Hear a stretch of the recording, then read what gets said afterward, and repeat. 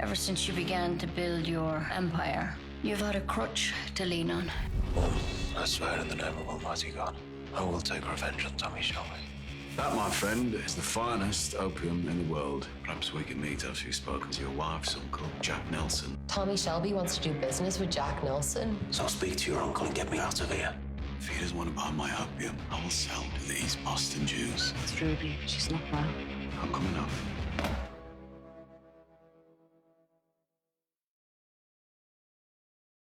There will be a war in this family, and one of you will die. You've been too busy to punish the people who killed her. How is the family?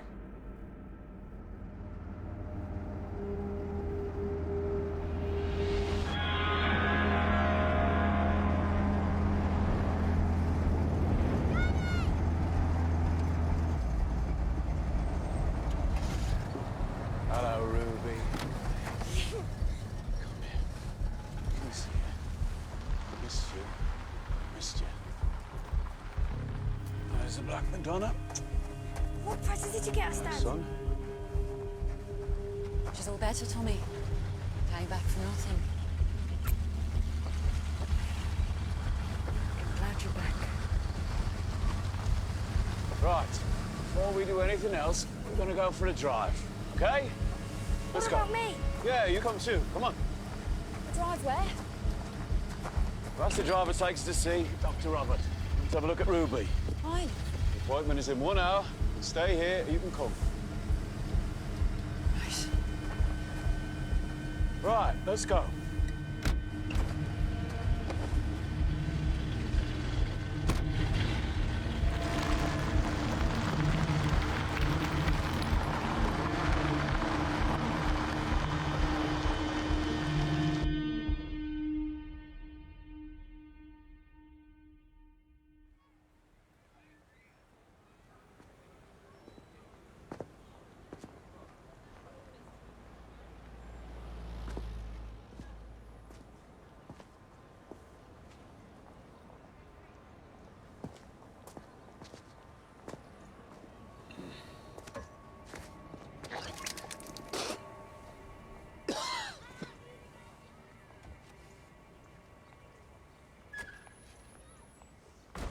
Tommy?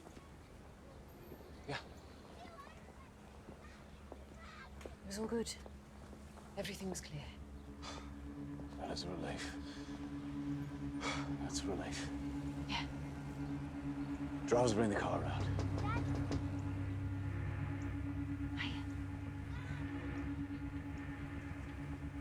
Come here.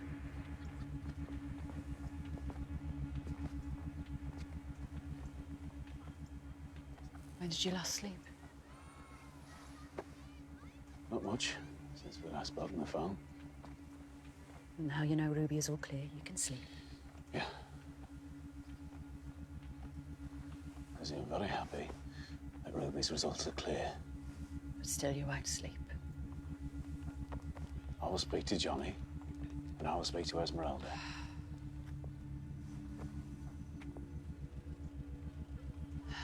We could be on holiday. We could be up a mountain in America. That wouldn't have been possible.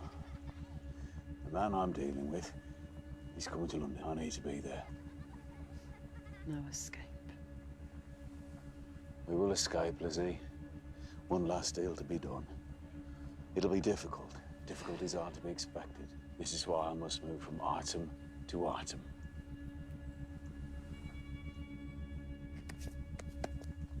Do you feel that?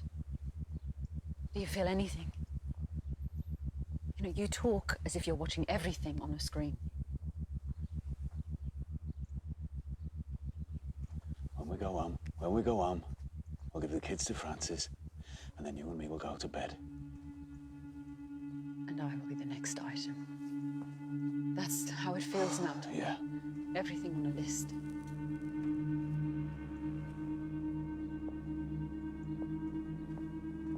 Hey, baby. When are we going home?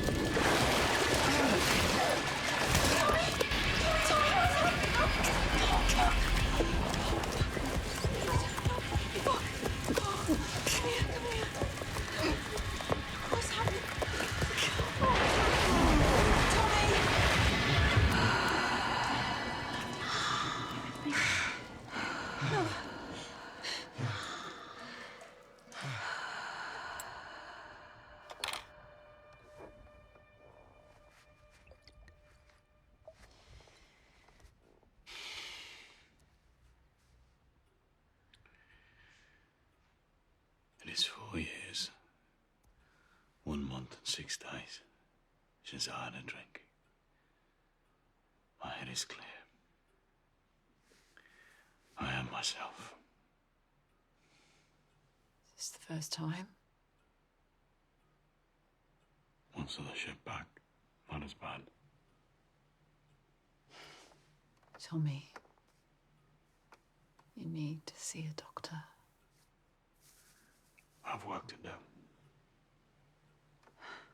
It's the work that's to blame. The people you meet, the lies that you tell.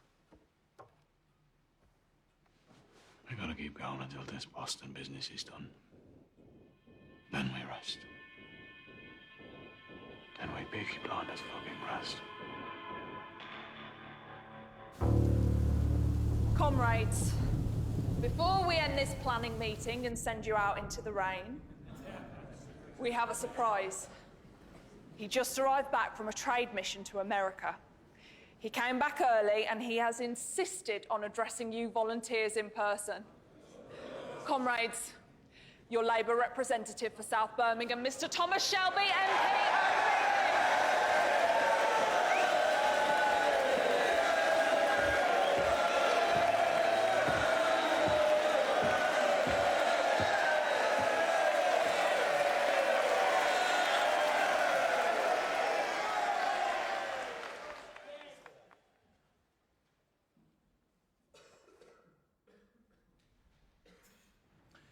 I bring with me, on the train from London, a message from Westminster.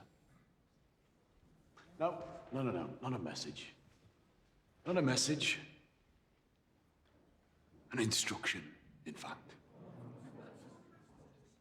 You must be silent.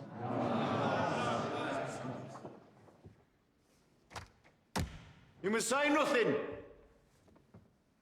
Say nothing about the present situation in this city. Say nothing about hunger. Say nothing about jobs. Say nothing about pay. But those in greener pastures, they may speak. They may raise their voices. But here in the smoke, you men and women, Irish and Italian and English, who support the socialist cause, and the socialist cats and dogs and canaries, you must push. Because the king, and all the king's horses and all the king's men, want you to be silent. But it is you, my friends, who must suffer the cuts in wages, and in welfare, and in dignity. And you must not complain, because that would be unpatriotic. You soldiers who have fought in France, you are traitors if you speak up.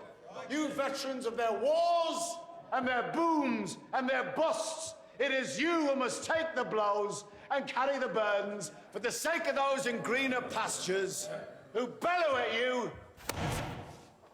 Silence! Well, watch this, comrades. I will not be silent. Not this Englishman.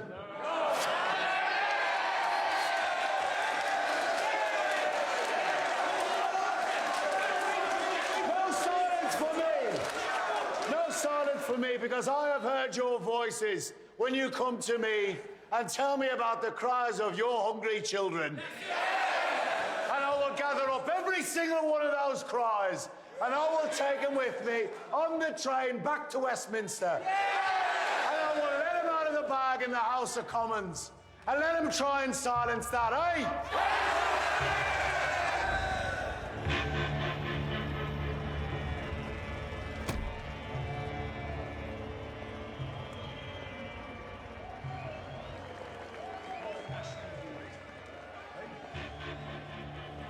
That involve some sharing of the burden. All of us taking a smaller slice of the cake, eh? After all, it's bloody us who bakes the cake and makes the cars and melts the metal. And the king, remember him?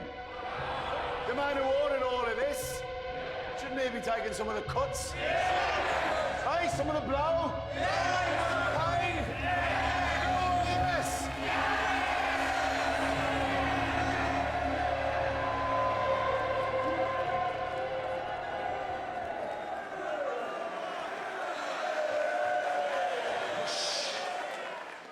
Hush, you working men and women. Silence. Good. Save your voices. You're gonna need them. On Saturday, when we rally together at the Bullring Market. And together, we'll raise the roof. Break the damn silence. And bring down this broken government.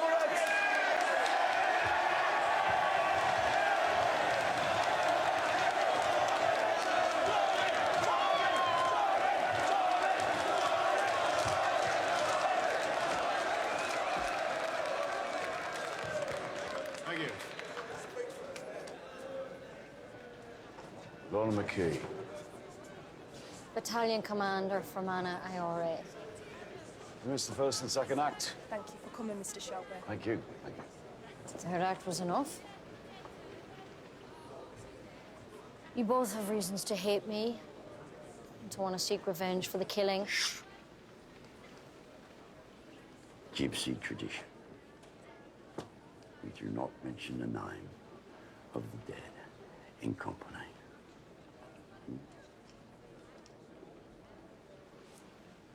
Lorna McKee and the Shelby family. Business comes before issues of vengeance. I'm a lover departed, but understand and approve. Scar boys. Our agreement was we meet in a crowded place. No need for crowds. We need you alive. After you.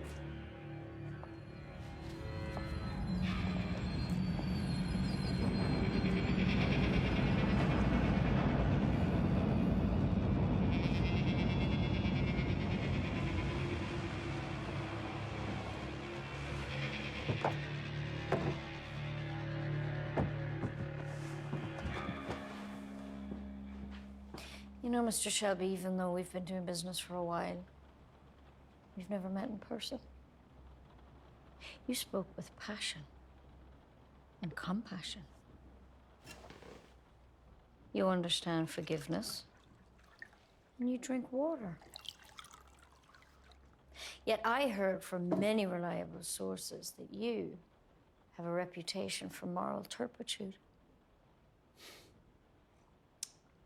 Moral turpitude. It's a good name for a racehorse. You don't know what it means. I know what it means.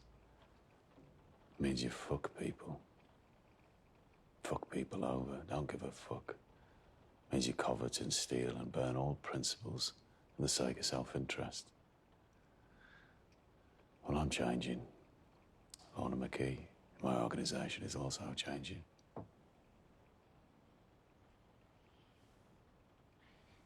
So what happened in Boston?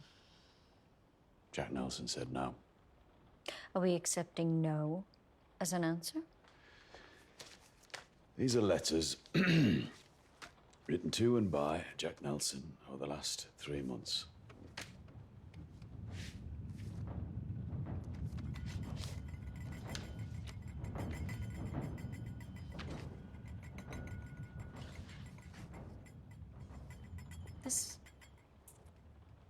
This is a private letter from the President of the United States. Where the fuck did you get this? My racehorse, moral turpitude. It's just one of many in my stables. Sometimes even now I'll take it out for a run. If there is a good cause that requires her services.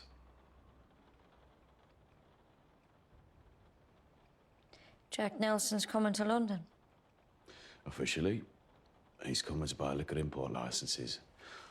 Unofficially, he's on a fact-finding mission. He's come to measure the strength of support for fascism in Britain. He'll report back to the president. And how does that help us? In this letter to his son, Jack Nelson expresses strong support for fascism. In this letter, to a friend in Berlin, he says some interesting things about Jews. He's not coming to Europe to find facts. He's coming to find proof that fascism will prevail. And you and I are going to help him in that task. I thought you were a socialist. Well, since I've entered politics, I've learned that the line doesn't go out from the middle to the left and the right. It goes in a circle. I'll show you. You go far enough left, eventually you'll meet someone who's gone far enough right to get to the same place.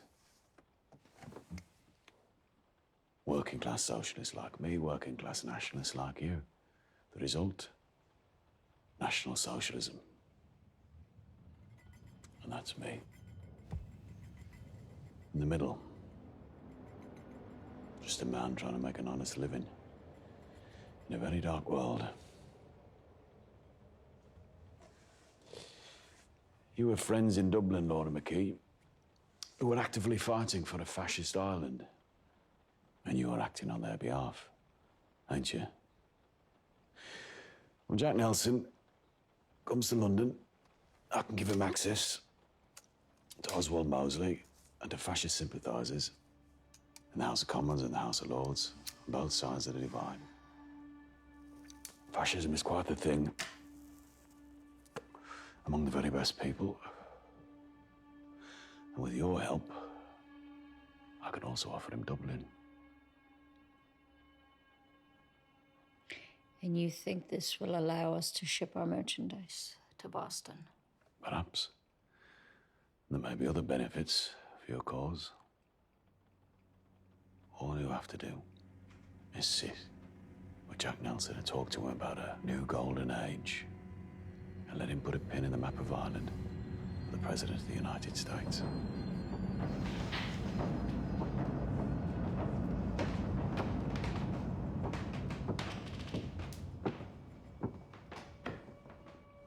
Came to collect Arthur and put him to bed. Found him in Garrison Lane with a syringe in his hand.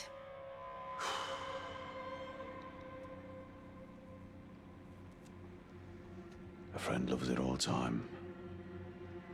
Brother is born for adversity. Proverbs 17:17. Well, I have two brothers in need. But yours is the more urgent, Tommy. Will you come with me? So, Laura McKee, you gonna help me change the world? Mr. Shelby, this meeting is not what I expected. Never is. Is that a yes or a no? My answer's yes. The answer's always yes. Back door is unlocked. You can let yourself out. And tell your friends back home, Tommy Shelby has changed.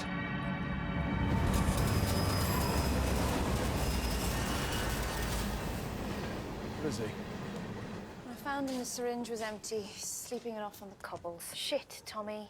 Shit. It's all under control, Ida. Well, I'm not under fucking control. I'm not you, Tommy, and I'm not Polly either. Even though I'm trying to be. She would have stopped this. We will pull Arthur through this. I'm not talking about Arthur, I'm talking about you. I heard everything you were saying in there. Ida, this will be the end of it. Hear me? This is the way out for all of us, and along the way, I will be doing good. No, along the way, you're gonna make yourself a lot of fucking money. All right, fair enough. Any incidental rewards from my good work will be welcome, but you will get your fair share, sister. And by being among the fascists, by being among them, I can undermine them. Polly would approve.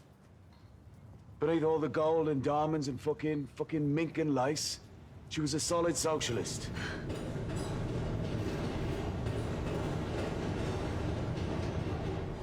Look, I know it's too late for this, Tom, but this doorway, this same fucking doorway. We used to come here for Dad's beer, and we were so little it took two of us to carry one bucket. Yeah, I remember. Look at us now, eh? Yeah. Fucking look at us.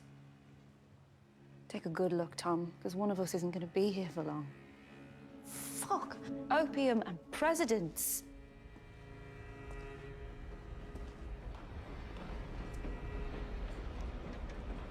Ida, if you don't want to help me carry the bucket, then I wouldn't blame you. But this is my mission, and I will have no limitations. Where are you, Tom? My big brother? You know, you used to stop sometimes and laugh. Do you even remember this place? You walk into the garrison like a stranger and you sip fucking water.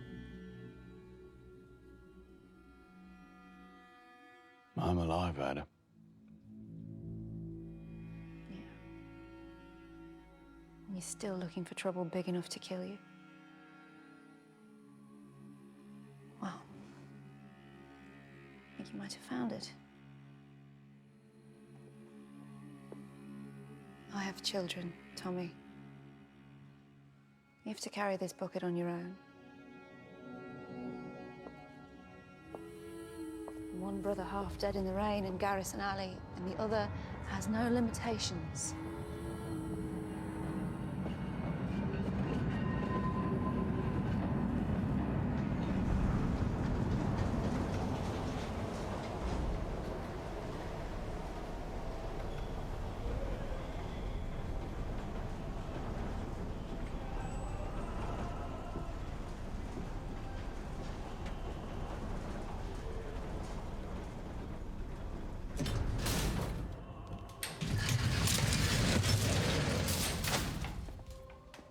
I'm expected.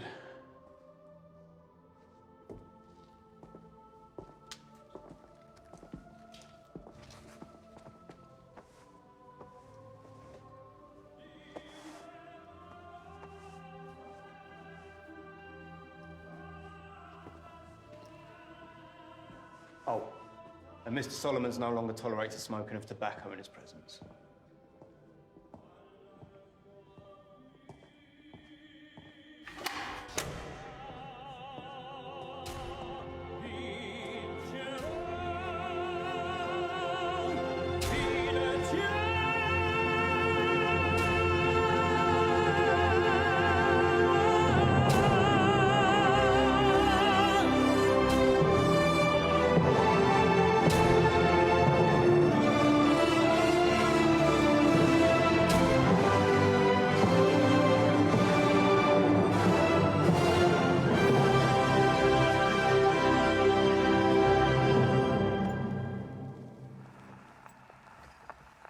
I always thought that opera was just fat people fucking shouting.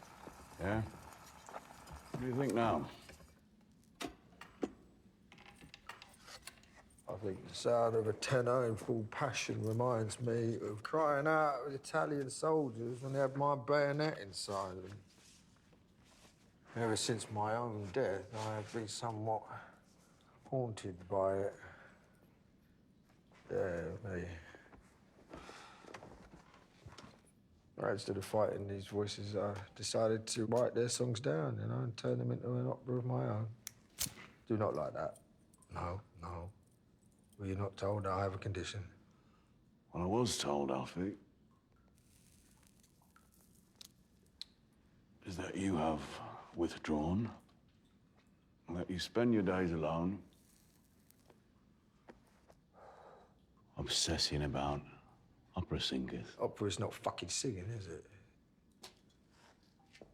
It's not singing. It is the sound that people make before word. And I do not allow smoking because I do need to see fucking clearly. All right?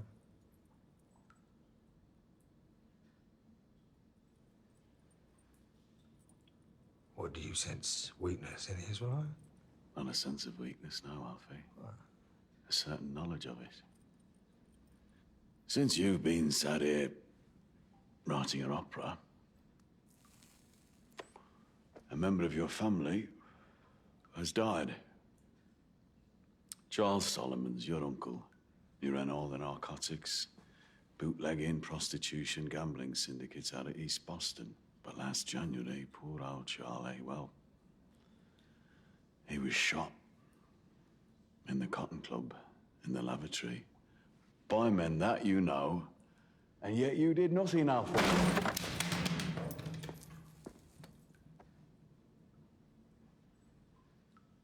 Now, my opera is called America. America is my fucking masterpiece. The truth is, your uncle is dead. Boston is gone. And you, once the big man who ran Camden Town, now can't even extinguish another man's cigarettes. Let alone his fucking life. You need favors, Alfie. I need a fucking final act, right? Just a final fucking act for my opera. Yeah. Alfie, I think I may have written your final act. Why don't you sit down and have a listen, eh?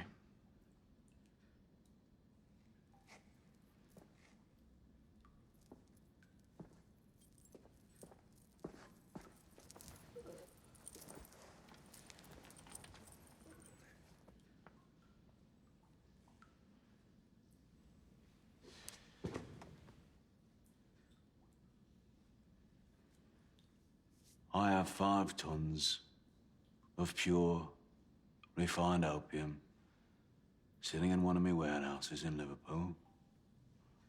I have safe storage off the coast of Canada. I have men willing to distribute it in Toronto, Quebec, New York, and Boston. The income would be immediate and would shift the balance of power in Boston back in favor of the Solomons family.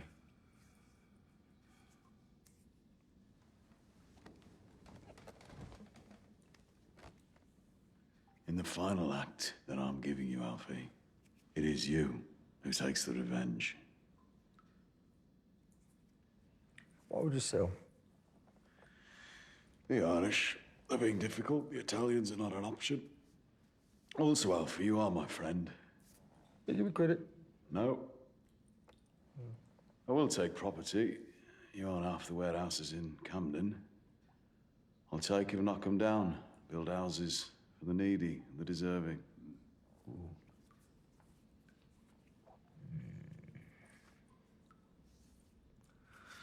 Yeah, well, the Irish have always been difficult, Tommy, haven't they? You know, about fucking 700 years. You know, I once saw an Irishman arguing with the statue of Oliver Cromwell in Parliament Square. And the argument went on for quite a while, actually, well into the night, as his little voice echoed all around the Houses of Parliament as he got more and more angered. Oliver Cromwell was reluctant, somewhat, to answer his legitimate questions. So angered, in fact, that eventually he punched the statue on the nose and broke his fucking hand. And there it is, you know, the Irish question. How come you can remember so much about what happened 200 years ago, but you just can't remember what fucking happened last night?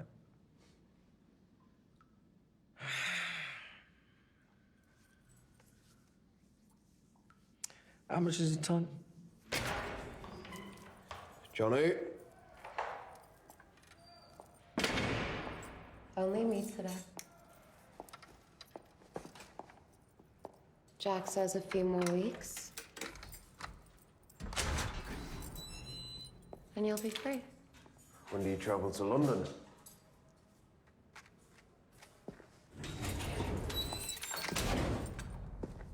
Tomorrow. I came to say goodbye.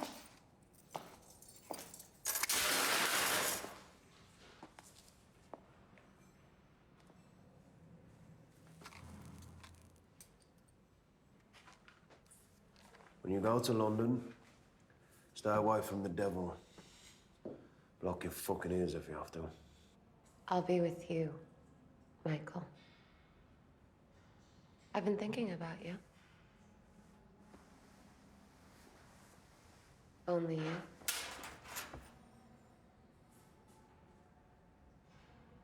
And don't worry about Tommy Shelby. I have no interest in a dead man.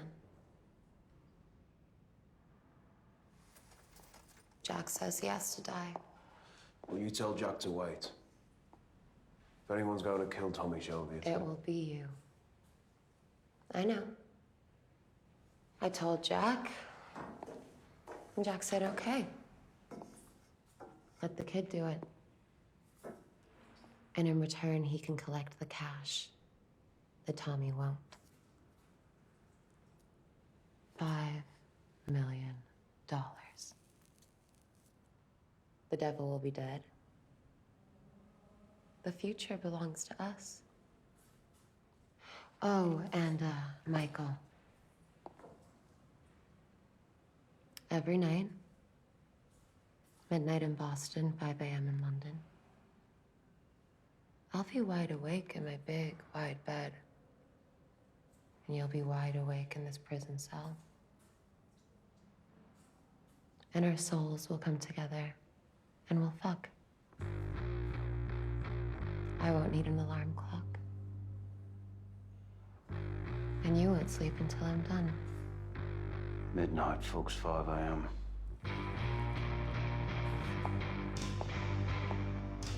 Every day. Because we trust each other.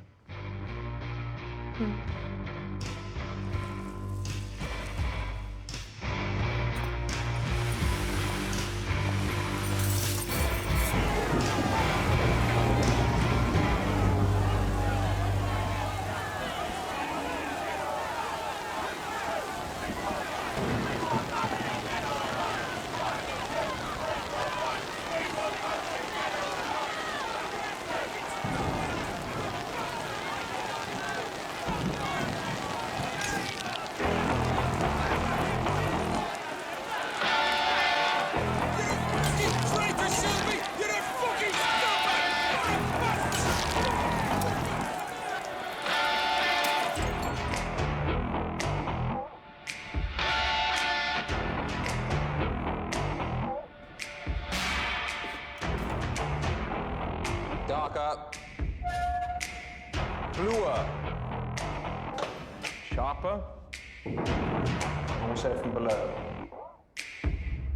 Darling, how's that? You look absolutely terrifying, my love.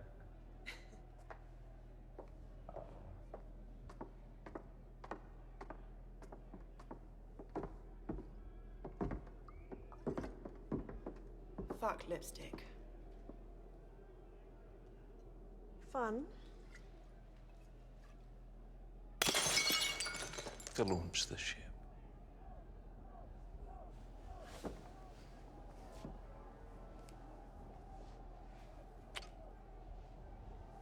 Long and terrible journey, Diana. Don't fucking let me down.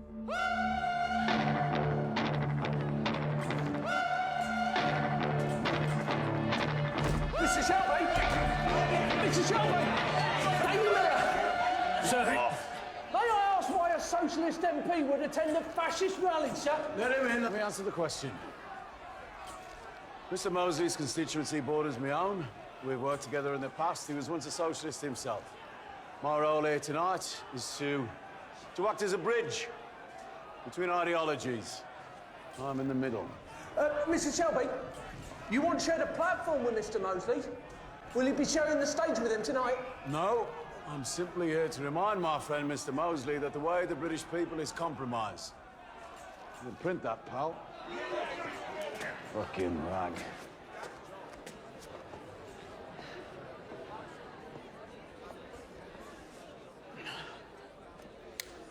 As you should know, that Mosley's wife died 6 months ago.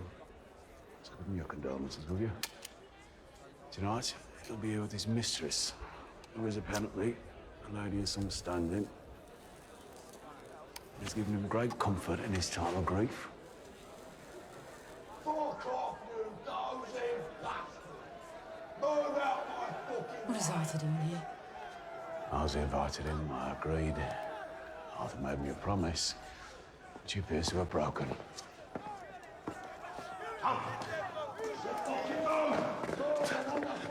I've tried my best to he's hid some junk in his sock. Okay. Wait, let him in. Come on, you're in. You're in. Come on, you're in. My brother, Tommy, Johnny Dogs, Mosley invited me.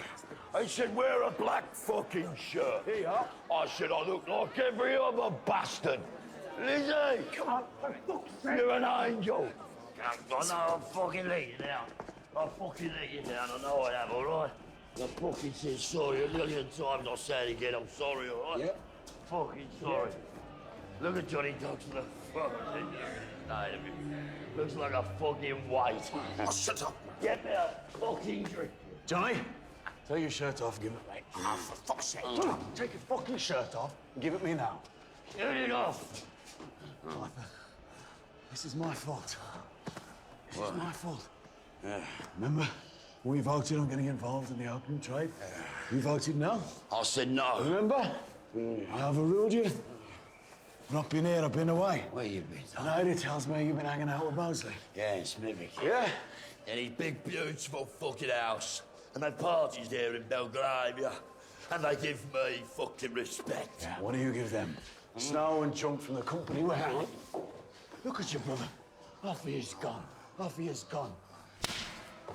The fuck? Rag and bone. You fucking slapped me. Slapped me. I have to remain unresolved. Do you understand? Unresolved. Unresolved in everything! I have to move between left and right, light and shade, and maintain the trust of both. And I cannot have my brother wearing a fucking black shirt on the cover of the Daily Mirror. If anyone takes my picture in this, they'll find a fucking camera under my heel top. They're throwing petrol bombs out there, Tommy. Thought Ida was taking care of you. Ida's got decisions to make about working with us. She doesn't know what she wants. I'll speak to Ida. Listen, I'm going home. You all stay right? there. I've something for you. Lizzie, you go with Johnny. Johnny, take Lizzie to a seat. But I don't have an invitation, Tom. Johnny, you're wearing a fucking black shirt. You can do what you like. Go on. I'll follow you. Go on. Go on, dogs. Get me a fucking drink while you're there. Oh. Oh no, Tom, look at me. Arthur, before I went to America, I wrote a letter. Yeah, who to? To Linda. And in that letter I wrote, Linda, as a Christian woman, you believe in forgiveness. This is what I got back 2 days ago. Have a look.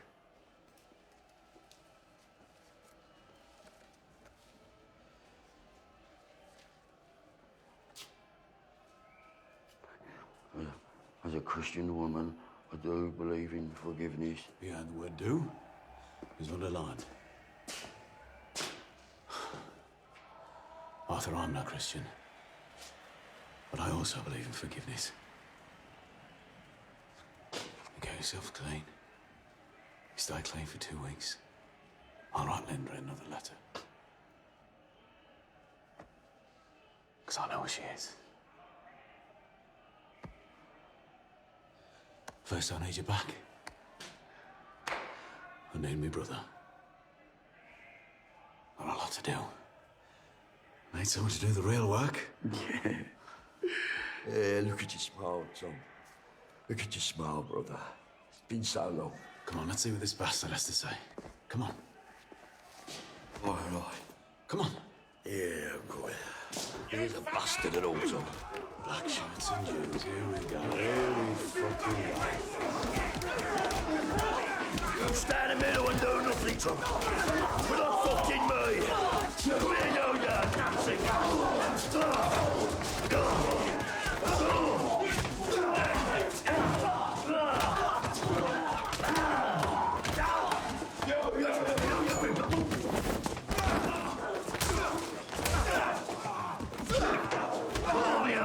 Take your fucking eye. Not here. Not here. Come here. You've had your fun. Now let's go home. We have business. Johnny, you get him home. This time, check his fucking socks.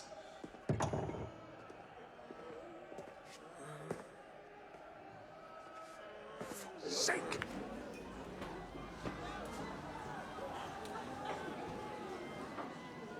Tommy, we should get out now. Forget this American business. We've got enough. Not yet enough. Here she comes. Remember to smile. Come on. Shit.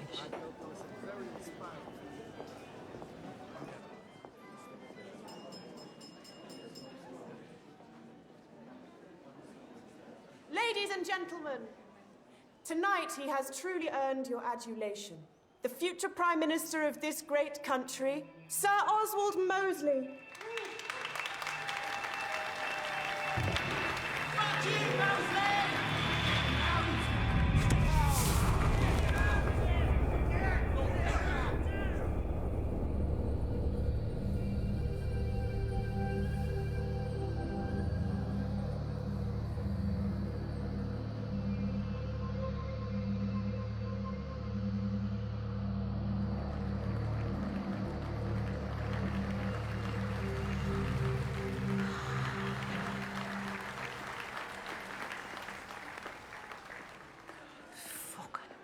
You are beautiful, Lizzie. I need to impress this woman, so I will act as if she is beautiful as well. Honestly? Diana, this is Tommy Shelby, MP, OBE.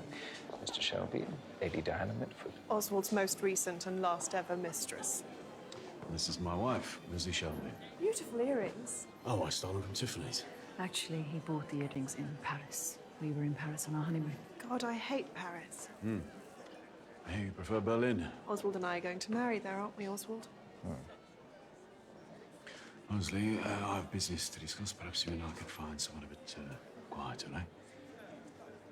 Darling, Mr. Shelby just made the astonishing suggestion that we men go off and discuss business while you women wait around looking glamorous. Goodness. What year do you think this is, Mr. Shelby? 1807? Oh, in Birmingham, the centuries grind by quite slowly. But, Mr. Shelby, if it's business, Diana is the engine of my enterprise. It's the modern way, Mr. Shelby. Yes, we know. I am company director. I will join the meeting as well. But of course you must come as well, Elizabeth. By the way, I really don't like Lizzie. I prefer liberated Elizabeth. She must be part of this. She's been all the way to Paris, so she is a woman of the world. Bravo. Do you know, Oswald's told me everything about it.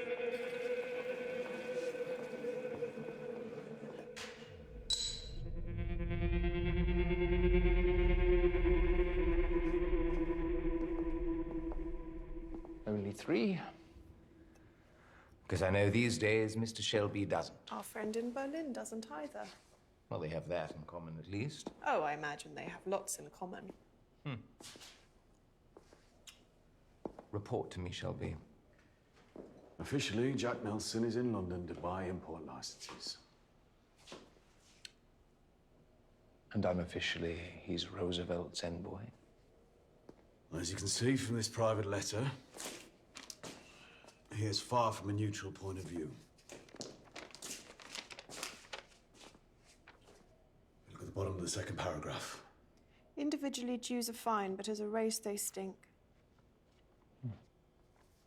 Elizabeth, do you even know why the bridge to President Roosevelt is so important?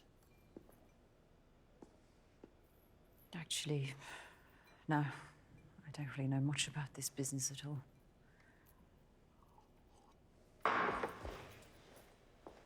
But I have fucked your future husband, so I know lots of things about him.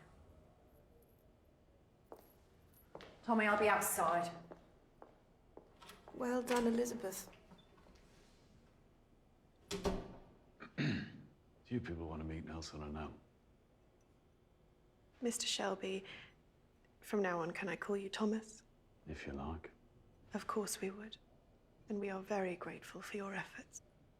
But, Mr. Shelby, before this enterprise goes any further, you really must do something about your wife.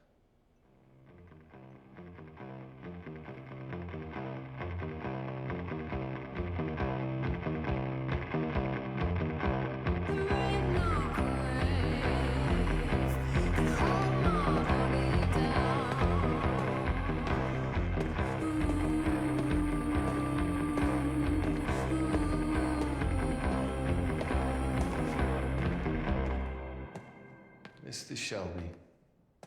Yes, Mr. Nelson. I came early. I wanted to come and take a look around this beautiful church. You're Catholic, Mr. Shelby? I hope that by suggesting we meet in church, it might make us both more cautious with lies and truth. Well, your hope would be forlorn. There ain't no one listening here. You don't believe in God? No. It was the way the Catholics are treated in my country that made me angry. Made me what I became. What made you angry? Slowness in anything. I wanted to have everything already. Two working class Catholic boys. Did they mess with you when you were small? Some man in the shadows. I carried a screwdriver and a blade. And everyone believed I had the power to lay curses. And do you? Yes, I do. First man I killed was a priest. You? A Prussian boy with green eyes. He was already underground. When'd you last kill a man, Mr. Shelby?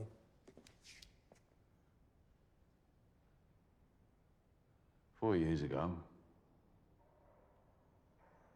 His name was Thomas Shelby. He drank whiskey. You want me to allow you to enter my city and deal narcotics that'll kill people?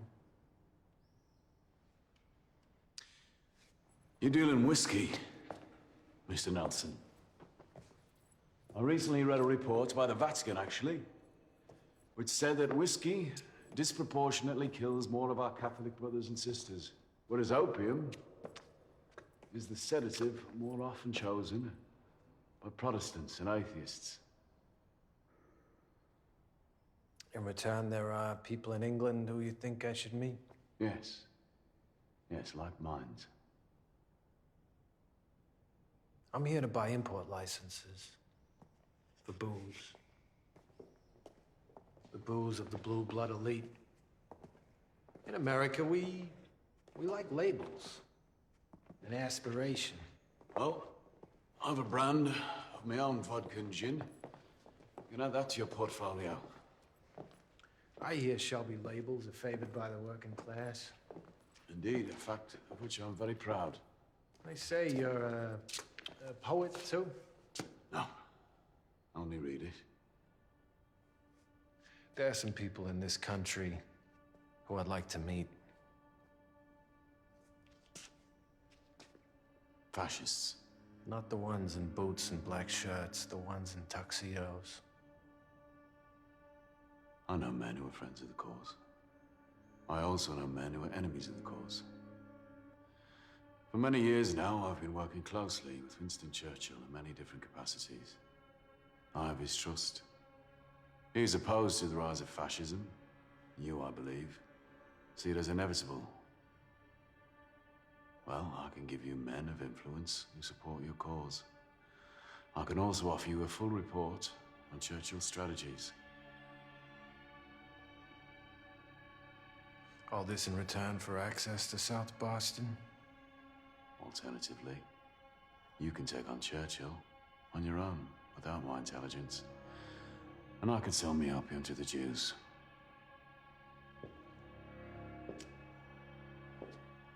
You're a brave man, Mr. Shelby. A war hero, I hear.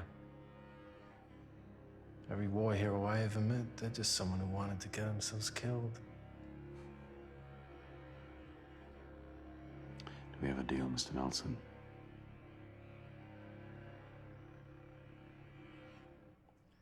I'll think a great deal about what you've said.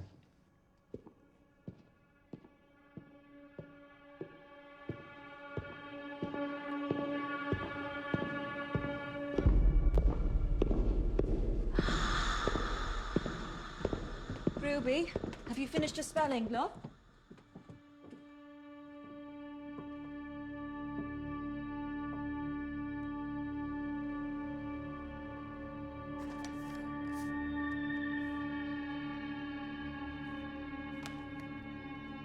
Ruby?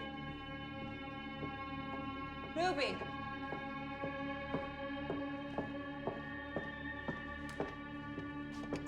Ruby? Ruby? What are you doing, love? I can hear voices coming from up the chimney. What voices? The grey man.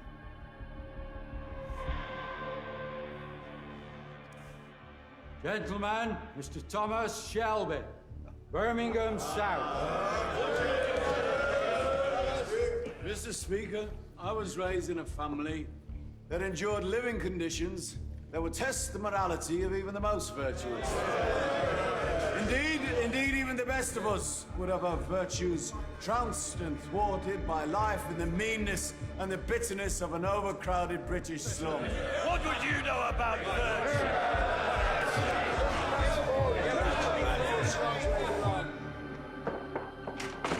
Quickly, please. Therefore, Mr. Speaker, I intend to put before this House a bill which will offer radical reform in housing policy in this country, in which slums are cleared, new houses are built with new standards in health and hygiene. Westminster 245, House of Commons.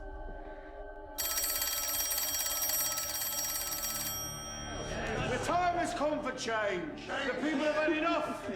Let's open the windows. Let in new lights. Build a new Jerusalem. Brick by government-owned brick.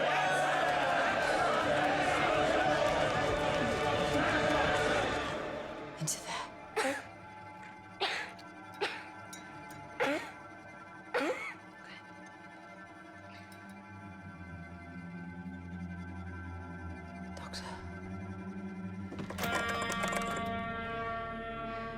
Westminster 245. Mr. Shelby.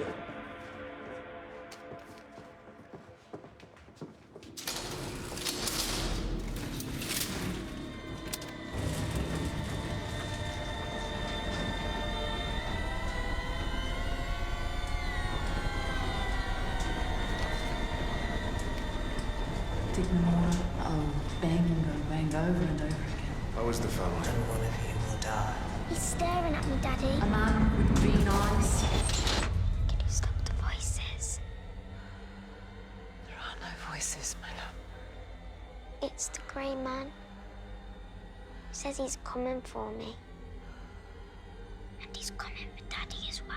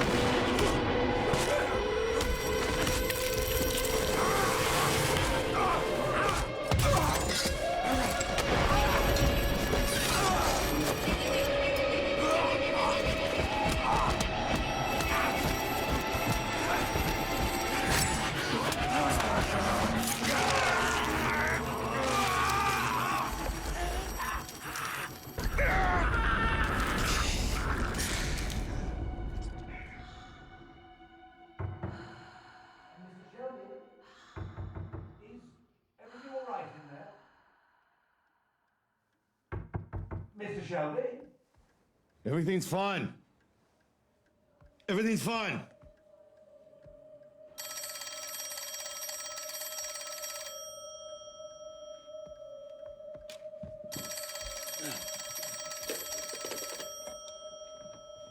Hello?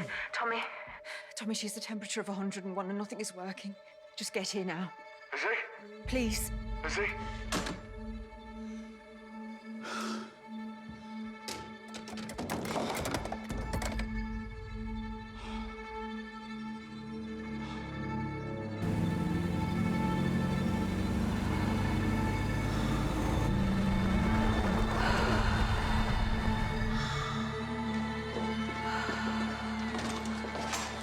Where is she? She's with the doctor upstairs. Listen, Tommy. He said we shouldn't come close to her in case. In case of what? When she coughs, there's blood.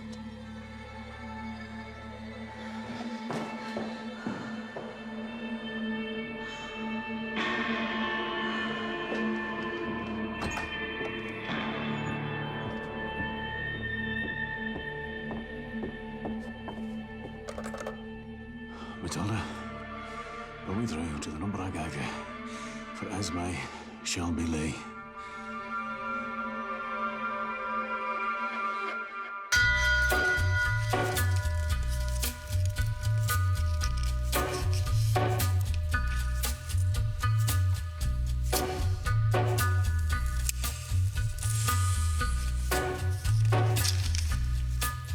On a gathering storm comes a tall, handsome man in a dusty black coat with a red right hand.